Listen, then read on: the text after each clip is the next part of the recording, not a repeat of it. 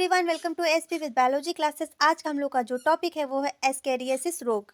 Ascariasis रोग कैसे होता है, मनुष्य में किस प्रकार से उसके लक्षण दिखाई देते हैं, ये अधिकतर क्या बच्चों में होने वाला रोग है और इसके संक्रमण कैसे होते हैं इसको हम लोग समझेंगे और इससे बचने के उपाय क्या हैं मनुष्य में। यह अधिकतर सबसे ज़्यादा बच्चों में होने वाला जो है गोलकृमि है।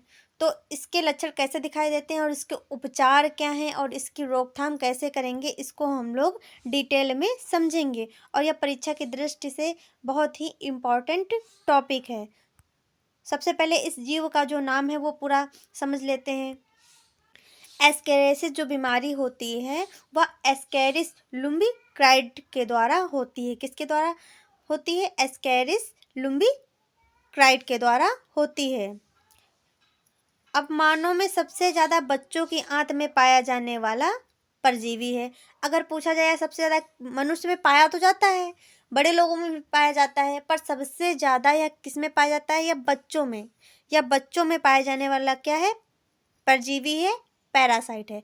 अगर पूछा जाए कैसा पैरासाइट है तो यह अंतःपरजीवी है। क्या है? अंतःपरजीवी है, क्योंकि यह शरीर के अंदर रहता है। शरीर के बाहर जो रहता है वो बाह्य परजीवी होते हैं, जितने भी रहते हैं, क्योंकि यह हमारी आंत में रहता है। क्या? आंत में रहने वाला जीवी है, तो इसको कहेंगे अंतःपरजीवी है। अगर क्वेश्चन पूछा जाए कि एस्केरियासिस लुम्बिक्राइड कैसा परजीवी है, तो यह अंतःपरजीवी है। अगर यह होता कैसा है? पहली बात तो यह गोलकृमि होता है। जो प्लेटीहेल्मिन्थेस है उसमें पाए जाने वाले जो अंतःपरजीवी हैं वो कुछ टाइप फॉर्म होते हैं। प्लेटीहेल्मिन्थेस में जो है अंतःपरजीवी और बाह्य परजीवी होते हैं। अधिकतर तो क्या अंतःपरजीवी उस संघ में रखे गए हैं। तो इसमें क्या है, उसमें कुछ टाइप फॉर्म होते हैं, कुछ गोलकृमि होते हैं। तो यह कैसा परजीवी है? या गोलकृमि संक्रमित है। जो गोलकृमि परजीवी या संक्रमित किसको करता है? भोजन के साथ। क्या होता है? भोजन के साथ जब संक्रमित भोजन कोई व्यक्ति लेता है, कोई मनुष्य क्या होता है संक्रमित भोजन लेता है, तो उसके जो इस परजीवी के अंडे जो होते हैं वह भोजन के साथ या फिर फल फ्रूट, जो बाहर के जो लोग गंदे हाथों से फल फ्रूट खाते हैं, हाथ नहीं धुलते हैं या फिर बाहर की खुली चीज़ें ज़्यादा खाते हैं, तो भोजन के साथ क्या होता है, जो एस्केरियासिस लुम्बिक्राइड जो होता है उसके अंडे क्या होते हैं, मनुष्य के आंत में पहुंच जाते हैं। मनुष्य की आंत में, क्योंकि जब भोजन ग्रहण करोगे, जब भोजन को खाओगे तो वह पेट में जाएगा। पेट से कहाँ जाएगा? आंत में जाएगा। तो जब आंत में पहुंच जाते हैं, आंत में पहुंच जाते हैं तो क्या होता है, परजीवी का लार्वा, जो परजीवी है, जो एस्केरिस है, उसका लार्वा आंत को क्या कर देता है? भेद कर आंत में छेद कर देता है। आंत को क्या भेद कर देता है? आर पार चला जाता है। इसके आंत को भेद कर क्या होता है? आर पार चला जाता है। और यह किस किस को नुकसान पर? हमारे हृदय को, फेफड़े को और यकृत को क्या कर देता है? संक्रमित कर देता है। क्या कर देता है? संक्रमित कर देता है। उसको नुकसान पहुंचाता है, उसको हानि पहुंचाता है। यह परजीवी हमारी आंत में देखो, यह पचा भोजन लेता है। क्या लेता है? पचा भोजन लेता है। जो हम लोग पचा देते हैं भोजन, जो पेट में भोजन पच जाता है तो उसी को यह शक करता है, चूस लेता है। शक करता है और चूस लेता है। तो यह अगर पूछा जाए कैसा भोजन लेता है, तो यह पचा भोजन लेता है। हमेशा डाइजेस्टिव फूड जो होता है उसी को लेता है, क्योंकि यह पचाता नहीं है भोजन। इसके अंदर कोई जो है आहार नाल नहीं होती है, या बस सीधे पचे भोजन को लेता है। पचे भोजन को क्या करता है? ग्रहण करता है। एस्केरिस के लक्षण। आखिर जब एस्केरिस शरीर में होता है तो लक्षण क्या क्या दिखाई देते हैं? सिम्टम्स क्या होते हैं जिसके द्वारा हम पहचानेंगे कि इस बच्चे में या फिर इस मानव में क्या है, एस्केरिस से या संक्रमित है या ग्रसित है? तो कैसे पहचानेंगे? तो आंत में एस्केरिस की उपस्थिति, जब आंत में एस्केरिस की उपस्थित होती है तो परपोषी पर विशेष प्रभाव नहीं पड़ता है। पहली बात, जब अगर एक या दो एस्केरिस होंगे तो अधिक प्रभाव नहीं पड़ेगा, व्यक्ति कैसा होगा? नॉर्मल ही दिखाई देगा। पर जब इनकी संख्या धीरे धीरे यह प्रजनन करेंगे, अंडे देंगे, इनकी संख्या क्या एक से अधिक हो जाएगी। जब यह अधिक संख्या में होते हैं तो यह कैसे प्राणघातक हो जाते हैं, जान भी ले सकते हैं।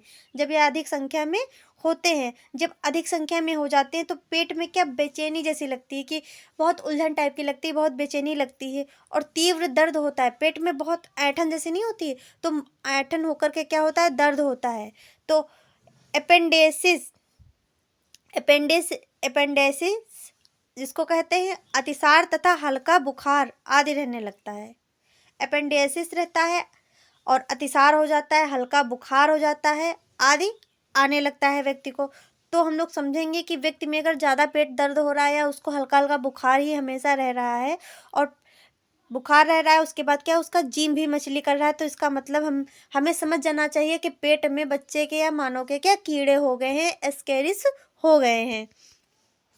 सेकेंड पॉइंट क्या है, रोगी दुर्बल हो जाता है।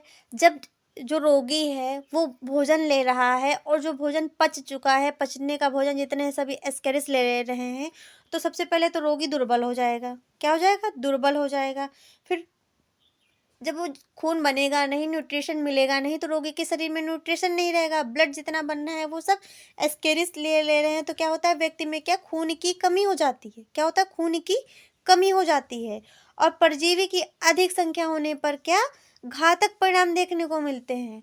घातक परिणाम देखने का मतलब ये है जितना न्यूट्रिएंट मिल रहा बन रहा है, जितना खाना, जितना प्रोटीन, न्यूट्रिएंट्स हैं, खनिज लवण है, जो भी बनना है वो सब एस्केरिस से ले रहे हैं, तो मनुष्य की क्या हो जाती है? अंततः मृत्यु हो जाती है।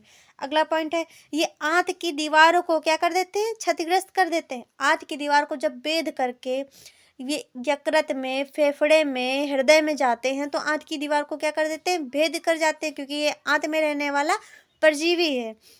तो क्या होता है? पेरिटोनाइटिस। अगर पूछे आंत को भेद करके क्षतिग्रस्त कर देते हैं, उसके बाद रोग कौन सा उत्पन्न होता है? तो पेरिटोनाइटिस रोग क्या होता है? उत्पन्न हो जाता है। आंत को जब भेद करके, आंत को क्षतिग्रस्त करके जब बाहर ये निकलते हैं, तो कौन सा रोग होता है? पेरिटोनाइटिस रोग हो जाता है। इसको नोट कर लीजिए अपनी कॉपी में। ये एस्केरिस है। क्या है? ये एस्केरिस है, जो कि क्या मनुष्य की आंत में रहने वाला परजीवी है। क्या? मनुष्य की आंत में रहने वाला परजीवी है। ये एस्केरिस है, ये मनुष्य की क्या आंत में रहता है। ये लीवर, फेफड़े और हृदय को क्या करता है? प्रभावित करता है। अब एस्केरिस का जीवन चक्र समझेंगे कि एस्केरिस अपने जीवन चक्र में कितने अंडे देता है और कितनी प्रोसेस करता है। तो आइए देखते हैं। वयस्क एस्केरिस, जो एडल्ट एस्केरिस होता है, वो 20 से 40 सेंटीमीटर क्या होता है? लंबा होता है।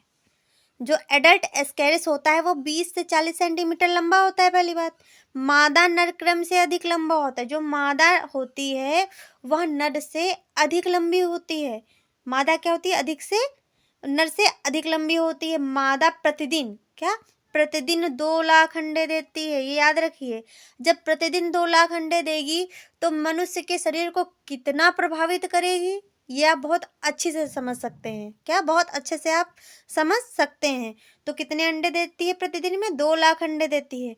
अंडों के चारों ओर क्या होता है? खोल होता है, एक कवर होता है, जिससे क्या होते हैं, जब वो मल मूत्र के साथ जब बाहर निकलते हैं, जब मल के साथ क्या होते हैं? बाहर निकलते हैं, तो क्या वो उनको सुरक्षा प्रदान होती है। इस वजह से क्या उनके ऊपर एक खोल लगा होता है, ताकि वो जल्दी से नष्ट ना हो। या संक्रमित व्यक्ति के मल के साथ क्या? मल के साथ बाहर निकलते हैं। जैसे मल कुछ लोग खुले में करते हैं, तो क्या हुआ? मल के साथ बाहर निकलेंगे, उसके बाद जो मक्खियाँ उस पे बैठेंगी मल पे, फिर वो जा करके खाने पे बैठेंगी, तो इससे क्या होता है? उनके पैरों के साथ इसके लार्वा भोजन में जाते हैं, जो भोजन को क्या कर देते हैं? दूषित कर देते हैं। फिर जो व्यक्ति खाता है तो ये उसके पेट में भोजन के माध्यम से अंदर चले जाते हैं, जिससे ये क्या करते हैं? अपना जीवन चक्र यानी कि लाइफ साइकिल को पूरा करते हैं। यह मानव में संक्रमित खाना व पानी के माध्यम से क्या पहुंचते हैं। इसी वजह से खुले में शौच नहीं करनी चाहिए, बिल्कुल भी शौच नहीं करनी चाहिए, क्योंकि जो संक्रमित व्यक्ति होता है वो संक्रमण को फैलाने का कार्य करता है। ये एस्केरिस का डायग्राम है। देखिए ये जो इधर का है एस्केरिस, ये है नर, क्योंकि ये इसका छोटा साइज है। पहचानने का ये एक तरीका है कि ये क्या है? छोटा इसका साइज है, तो ये क्या है? नर एस्केरिस है। और ये कैसा है? मादा है। इन दोनों का माउथ एक ही, और फिर माउथ एक ही जैसा होता है। और जो एक्सक्रेटिव पोर होता है, एक्सक्रिएटरी क्या होता है? पोर होता है, वो दोनों में होता है। और जो ये लाइन होती है इसको कहते हैं लेटरल लाइन। क्या कहते हैं? लेटरल लाइन कहते हैं। और जो नर होता है उसमें क्या होता है? एनस की जगह क्या होता है? पेनियल सीटी होती है। जो नर में क्या होता है? एनस की जगह पेनियल सीटी होती है। मादा में क्या होती है? एनस होती है। मादा में क्या होती है? एनस होती है, जिसके माध्यम से क्या है, अंडे को बाहर निकालती है। और इसमें क्या, टेल यानी कि पूंछ पाई जाती है। ये है एस्केरिस। ये हमारी आंत है, जिसमें क्या इतने सारे एस्केरिस हो गए हैं, जिससे क्या होगा, ये मल के साथ बाहर निकलेंगे और कुछ आंत में रह जाएंगे, जो आंत को क्या करेंगे, क्षतिग्रस्त करेंगे। रोकथाम के उपाय एवं उपचार। अब समझेंगे इनकी रोकथाम कैसे होती है, उसके उपचार क्या हैं। तो आसपास के वातावरण को क्या, स्वच्छ रखना। पहली बात तो अपने आसपास गंदगी ना होने दें। मल मूत्र जो सब त्याग है वो थोड़ा अपने स्थान से दूर करें, और हो सके तो शौचालय का प्रयोग करें। मलमूत्र खुले में त्याग बिल्कुल भी ना करें। सड़े गले फल, सब्जी आदि खाने से बचना चाहिए। सड़े गले फलों का सेवन न करें, और खुले से सब्जी जो लेकर आए उसको तुरंत, सब्जी है या फल है कुछ भी लेकर लाएं, ऐसे ना खाएं, उसको धुलने के बाद ही खाएं। खाने से पहले अपने हाथ को भली भांति बहुत अच्छी तरीके से क्या करें, हाथों को धुलना चाहिए। शौचालय की साफ सफाई पर विशेष ध्यान रखें व स्वच्छ जल का क्या करें, प्रयोग करें। शौचालय की साफ सफाई का विशेष ध्यान रखें, और उसमें कैसे, स्वच्छ जल का प्रयोग करें। शौच के लिए क्या, स्वच्छ जल का प्रयोग करें, गंदे संदे जल का प्रयोग ना करें, जिससे क्या होगा, इन्फेक्शन होगा। अब उपचार क्या है इसके, परजीवी को मारने के लिए पाइपेराइजिन, क्या, पाइपेराइजिन सिट्रिस तथा पाइपेराइजिन फास्फेट औषधियों का क्या किया जाता है, प्रयोग किया जाता है। अगर टॉपिक आपको अच्छे से क्लियर हुआ हो तो हमारे चैनल को लाइक एंड सब्सक्राइब करें, ज़्यादा से ज़्यादा शेयर करें। Thanks for watching.